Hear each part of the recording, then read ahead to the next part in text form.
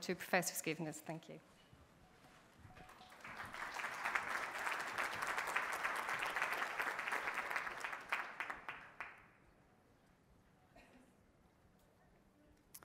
A child-centric orientation is a new movement. It is a movement that includes children into the political, the legal, and the social arenas of our society. It is an important step forward in the modernization and the development of our communities. But it is not clear what the content of this movement is. And it's not clear how this movement impacts policy and practice. So, if we wish to promote and support a child-centric movement, we need to know what it is. Child-centrism is important to examine in detail because it reshapes and redefines the relationship between the state and the family. It redefines the relationship between parents and children. When children are recognized as individuals with their own rights, when children are seen as persons with their own interests, separate from the parents, that is a new situation. It's a new situation for the government, it's a new situation for the child, and it's a new situation for the parents, and it's a new situation for the frontline workers in the child protection systems. In a recent analysis of child protection systems in 10 high-income countries, Western countries, a child orientation was detected. More so in some countries than others.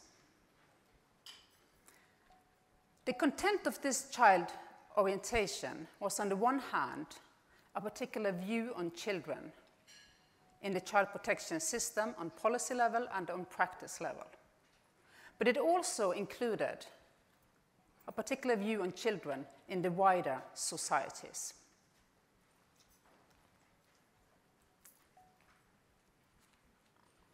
In the same book, we know and we show that countries, they approach the well-being of children and children at risk in different ways. We see that some countries, they have a more family service-oriented approach, in which they have low threshold for providing services and rather high thresholds for intervention and removing the child. All the Nordic countries would be examples of this type of system. Then we have the other type of system, which is much more risk-oriented, in which there are less in-home services and it's a higher threshold for intervention, but then it will usually be removals. The US, Canada, and UK would be example of this type of systems. What we can think is that there is some kind of relationship between welfare states and the child protection system. All the Nordic countries would be characterized as a social democratic welfare state. The relationship between the welfare state and the child protection system is under-researched. And I've only found one study about this relationship. And I didn't have to go far. This was a study made by Tarja Puso, Anne Dorthe Hestbæk, and myself. And what we did was that we examined Finland, Denmark, and Norway up against the child welfare systems. And we did find a relationship, a rather clear relationship between the welfare state thinking and the child protection thinking.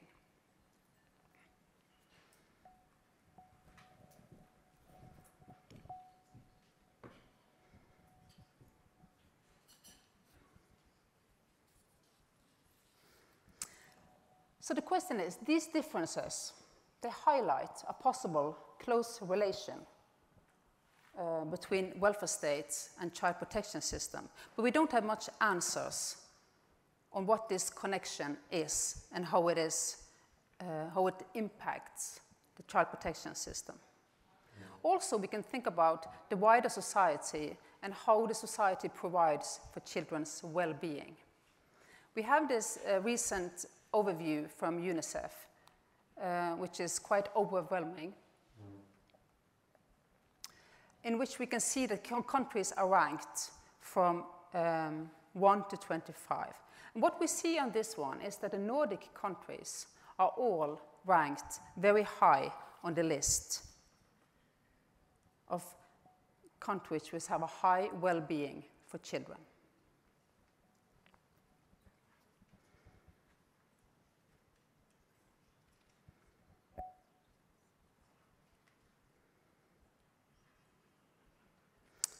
From the 10-country book on child welfare systems, we know that Norway and Finland stand out as child-centric systems.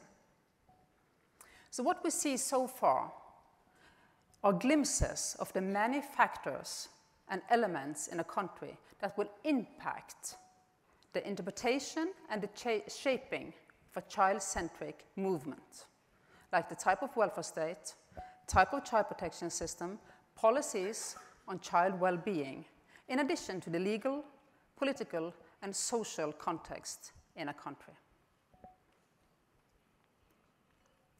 In the research literature, there are several names and concepts that are in use that would be characterized as child-centric.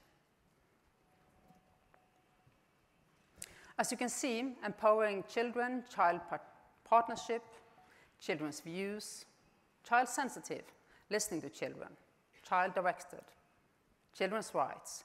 All these and many more, of course, will kind of be somehow called child-centric.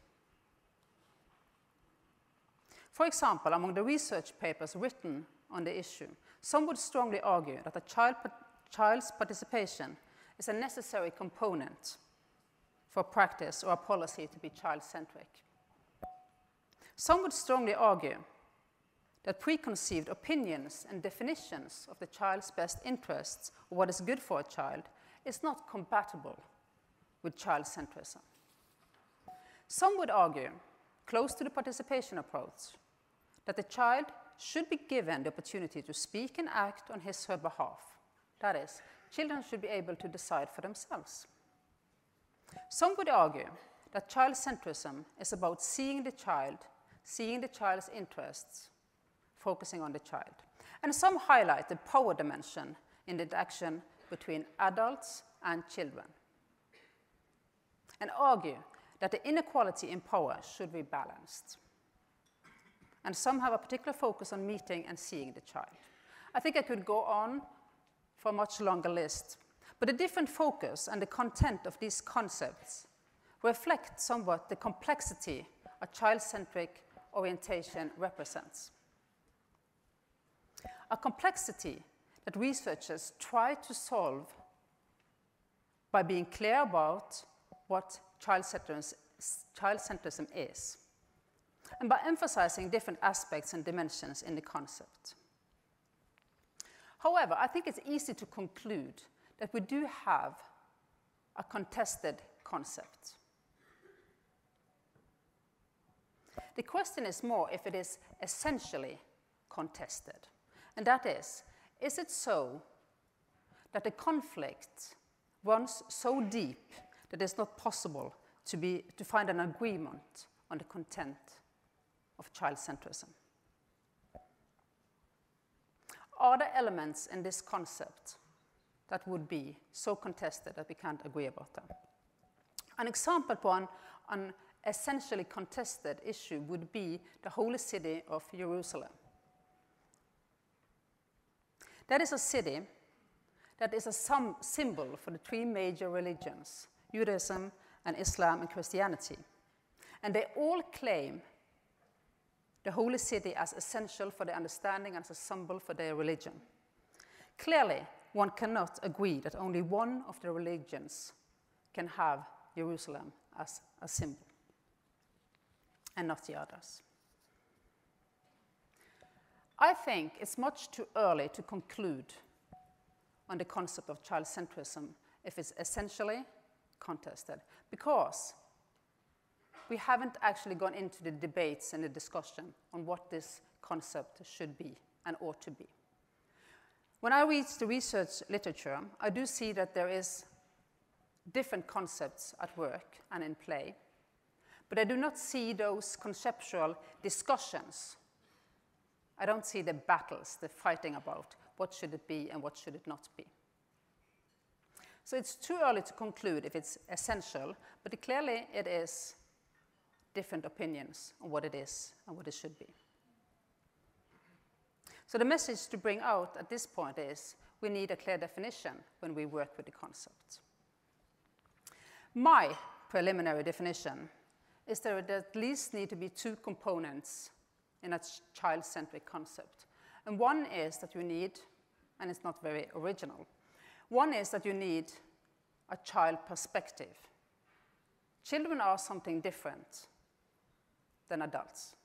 So you have the general approach.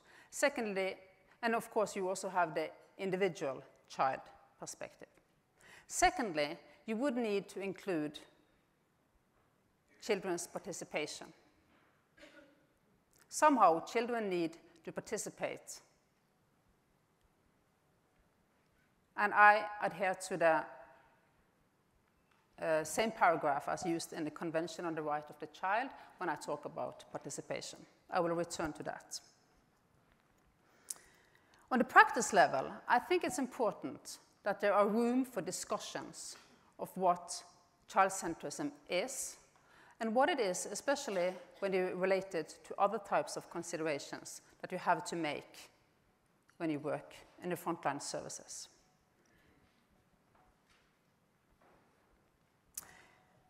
Conceptually, child-centrism is challenging, but solvable, I think. Indications of this is how governments and local authorities have made legislation and guidelines to instruct and inform how, for example, frontline child welfare workers should go forward in their work with service users. The Convention on the Right of the Child is a typical example of a supranational convention that has been ratified and implemented as law in many countries. Child-centrism is closely related with children's rights. The recognition of children's rights does not, however, guarantee that children actually are recognized as individuals in a society or that their rights are respected. The mere fact that 191 states have ratified the Convention on Children's Rights is not enough. Those 191 states includes many states that are known for massive violations of the rights of the adults and of children. Consequently, child-centrism cannot be reduced to the formalized recognition of children's rights. But that is not to say that a convention and that formalized right does not matter, because it does. It matters for our thinking, our perceptions, and our behavior.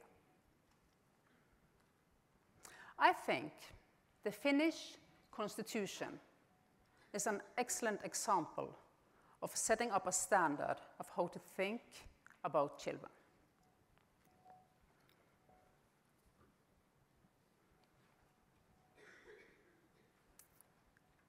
It reads, "Children shall be treated equally and as individuals, and they shall be allowed to influence matters pertaining to themselves to a degree corresponding to their level of development." And this is in the Finnish constitution. I think it's very important. The government makes laws to get people to do what they want them to do. They make rules and they make guidelines. At the child protection area, we know that the systems are made up differently. Not only when it comes to threshold for intervention, but also in how the frontline workers are directed. Some governments have made a detailed system for how child protection workers in the system should go forward in their work with service users. England is a very good illustration of such system. Here, it is made detailed guidelines for how the workers should proceed. It is an overwhelmingly detailed structure and organization of the child protection system. I think I heard that one of the commentary books that was commenting and interpreting the guidelines had 900 pages. And that was just a commentary book. So it's a lot to read. Some governments have chosen the opposite approach and primarily inform and instruct the child protection workers through legislation and principles. General legislation and general principles. Norway and Finland are examples of that type of systems. However, in the English system, the government has clearly put child-centrism on the agenda and made a clear statement that they aim for a child-centric approach. This approach has been adapted and copied by many other countries. As pointed out in a paper by Rasmussen, Hyvonen, Nygren, and co. I'm going to show a quote from that paper. In keeping with the Convention on the Right of the Child, the Looking After Children system, the Framework for Assessment for Children in Need and their Families, and the Integrated Children's Services call upon child welfare services to be provided in a child-centered manner. And I show this for two reasons, because I also wanted just to give you a little glimpse of the different guidelines that are in play in the English system. But this system has been adapted in many other countries. And the child-centrism in the English system is also shown in the triangle, the assessment triangle.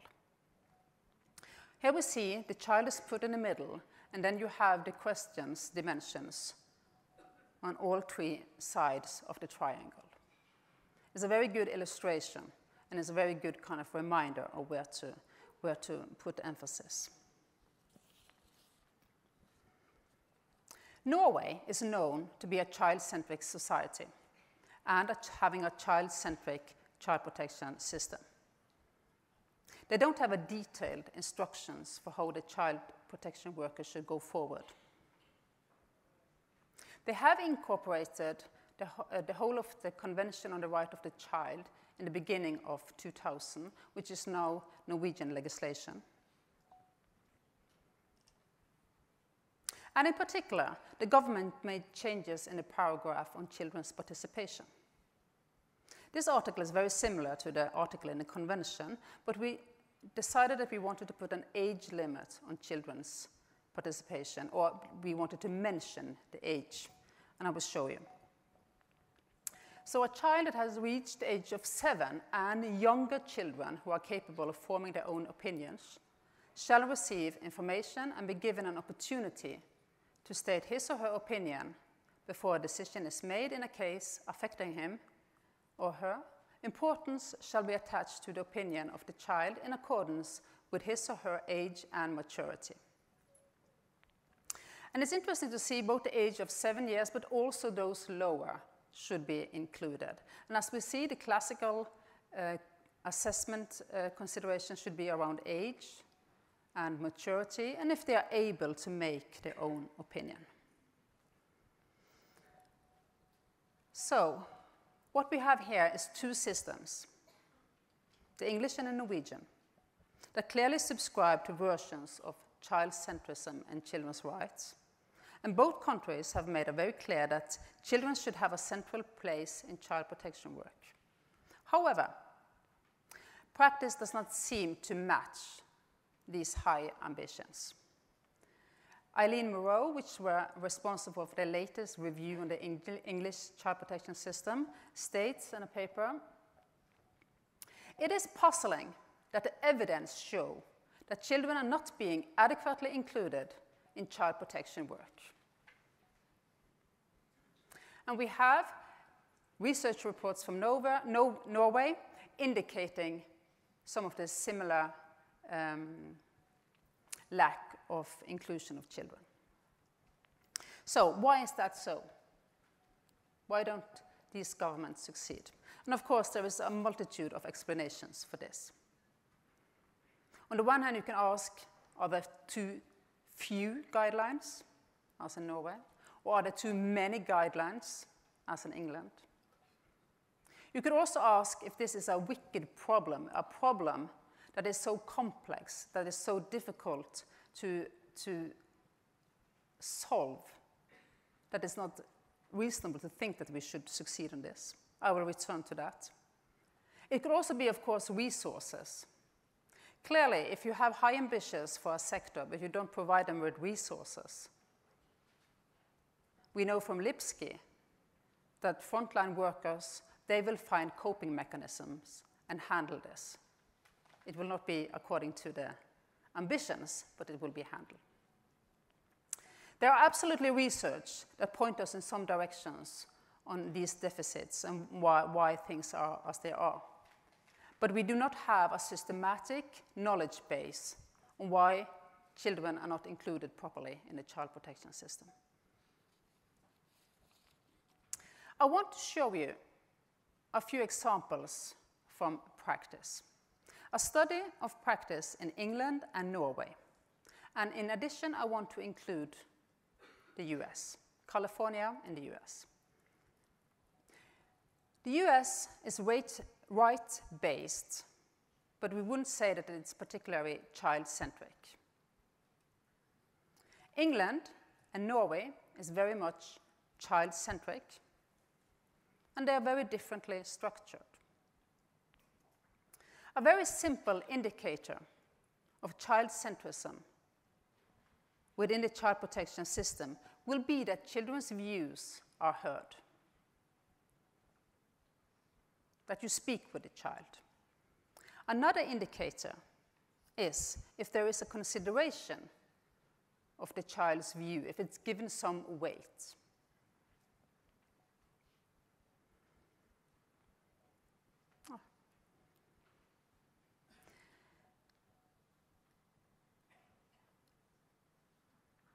In the study I will present for you, we have asked a sample of around 300 frontline child protection workers, 100 in each country, to consider 5 different case scenarios on child protection cases. The children described have different ages and different types of challenges. One case is about domestic violence. One case is about neglect, one about foster parents adopting their foster child. One is about dropout from school and the family, and one is about a girl being mistreated at home. Let me quickly make clear that it's not a study where the results can be said to be valid for these countries. We do not have a representative country sample, only a representative sample for the agencies we have visited. The results are part of a larger project and will only give some indications. And I use the country names just for the simplicity for this presentation. So, we have asked workers, frontline child protection workers, if they would consider the child's view, and if yes, if they would attach weight to the child's view. The answer categories are, as you see on the slide. And in 2 of the cases, we have already given information about what the child's view is, and then we ask them about what weight will you give this view. As you all can see, these are hypothetical questions. So they have just kind of to address them. Would you speak with the child, and would you consider to attach weight to it? So what is our expectations? We have 3 samples from 3 different countries. I expect to find country differences, yes. And based on the knowledge of the child-centric English system, I expect English workers to be child-centric. But based on quite many research reports on how the English system works, I would expect comparatively that the English workers would be less child-centric. I expect Norwegian workers to be child-centric, both because of the child-centric system and that they're in study, but also that in the studies they comparatively seem to be more child-centric than others. And I expect US workers to be comparatively less concerned with the children's view, both due to research and due to the risk-focused system that they have. That makes other considerations more important. So let's have a look. I have children at the age of 9, 5, and 3 years old. Will workers speak with them and get their view? Let's start with a 9-year-old. This is Beatrice. It's a child welfare case about neglect and poverty. It's a girl with severe health problems, and the mother does not bond emotionally with the girl. Will you speak with her? 96% of the workers say, yes, I will. And there are no significant differences between the countries. Would they give weight to her view? And as you see, there are some differences here. The most skeptical are the Norwegians. And we are skeptical. We need to think twice.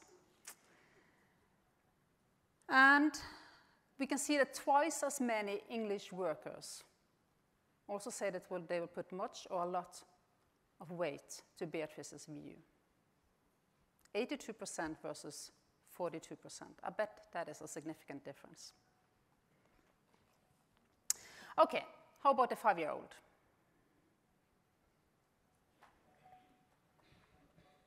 This is a child welfare case about domestic violence. Similar here, 96% of the workers would speak with the child, no country differences. What is the weight that they would give to her opinion?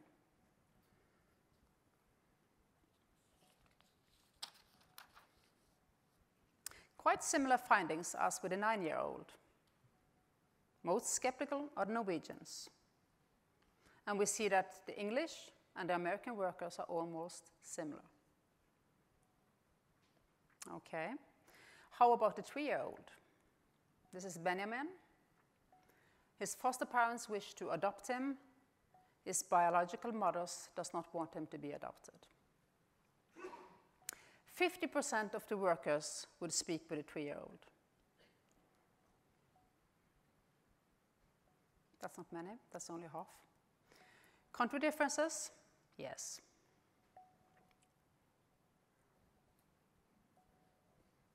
What we see is that only 16% of the Norwegian workers would speak with a child in this situation.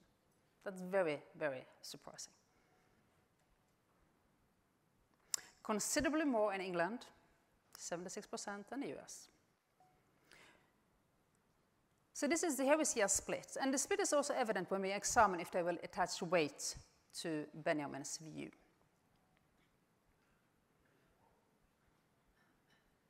We see that almost half of the Norwegian sample would not attach any weight at all. They could have answered a little, but they didn't, to his view in this case. And we see that the English workers are split. So we have around 38% that would say much or a lot of weight, and then you will have little weight on the similar portion.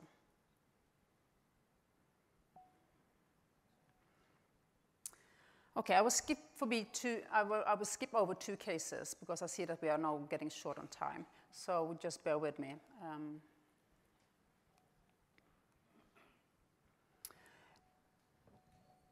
This is the summary of workers' response. And what we see here, I think this is very interesting findings. So based on these indicators, in this study, the American workers are more child-centric than the Norwegians. And that is not expected. And the English sample is convincingly and consistently child-centric, as you can see of this table. So, Norwegian workers are concerned with children's views, but age seems to be decisive.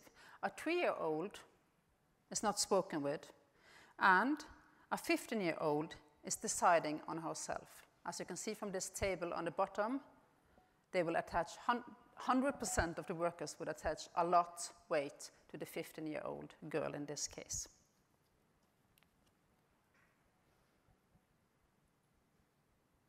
I think that for the English workers, this study tells us something about the effects of the frameworks that they have in their system. And I think it shows us that they have a high awareness of the child in their work. And that in itself is an important and interesting finding. I wonder if the Norwegian workers, on the one hand, think that the child is either incompetent due to age or due to the opinion they have, and then not qualified to make a decision. And on the other hand,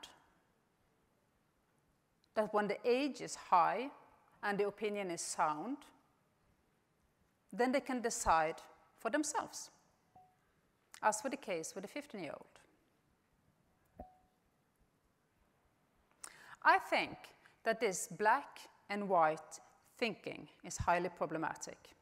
And I think this is a general challenge and a problem that frontline workers, as well as others, face. Somehow it gets black and white. Either the child is competent and then he/she decide, or the child is not competent and then the adults or the caseworker decide. I think this attitude and this thinking hinders a child-centric movement. I have an alternative suggestion, and I think this suggestion is one of my most important points in this talk today. I think we should focus on, first, the child's ability to form an opinion. It is a basic right for individuals who have their own view to be allowed to express these views. Secondly, it is a fundamental right to be involved in processes that is about your own life and your own future. So then the baseline is, if you can form an opinion, you should be involved.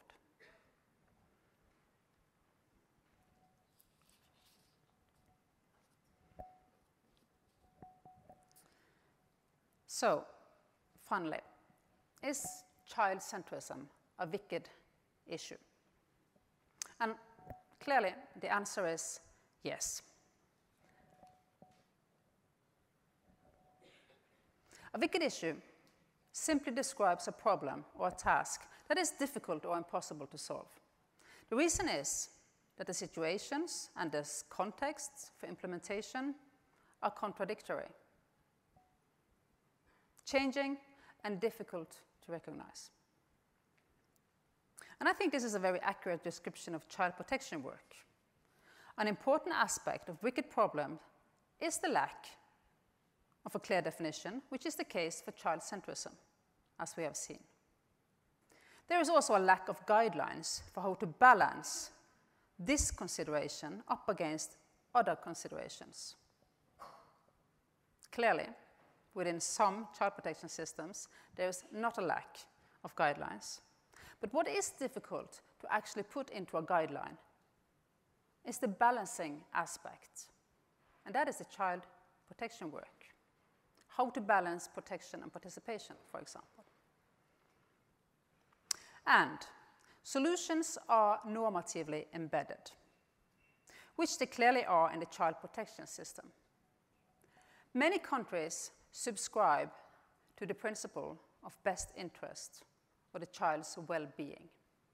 And that is a normatively value issue. All research, all kind of theoretical elaborations on the child best interest would say that it is impossible to make a decision based on this principle. How can you define and find out what the consequences are? How can you find the alternatives to choose among? It is like you want kind of to throw this bird, and you throw it, and you anticipate to calculate how it will fly and where it will land. It's much easier to do these calculations with a baseball. This is possible to measure.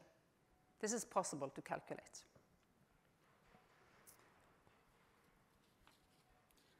So, if we wish to promote and support a child-centric movement within the child protection systems, we need research and we need battles, seminar battles. As researchers, we would need to go more in front and be more demanding on what the concept we are using actually is. And we need to make definitions that are strong and clear. As practitioners, we would need to demand and find room to discuss what does child-centrism mean within our context and with the other considerations that we have to make in our daily practice. I wish to thank my colleagues. I wish to thank the child welfare workers that have participated. And of course, I need to thank the Research Council that provides money. And I want to thank you for the attention that you have given me here.